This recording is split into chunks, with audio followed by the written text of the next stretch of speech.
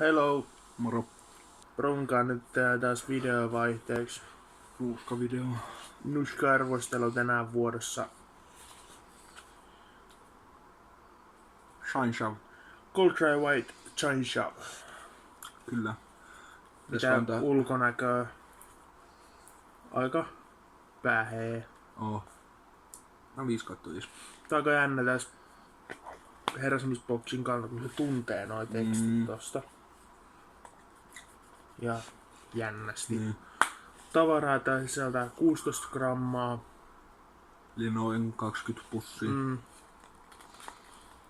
Miksaa saman verran kuin Odyssey Cold Dry. 22 mg. Ja mitä pusseihin tulee? Vähän kovia, mutta ihan ok täyteläisiä.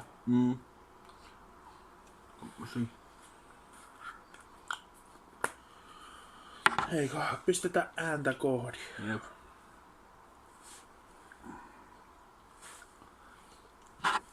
Alkaa pistelee tossa melkein heti kun laittaa huuleen. Joo, ja tää maku on aika tämmönen raikas.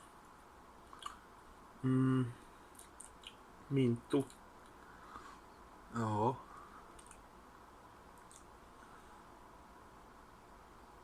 Hankala sanoa miltä tää niinku maistuu.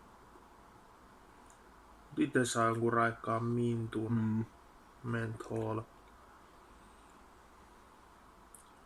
Olen jo muutaman kerran testaillut tätä, niin vintillä pysyy itse tää pussinuuskani sen 20 minuuttia ehkä. Mulla on suunnilleen sama 20 minuuttia.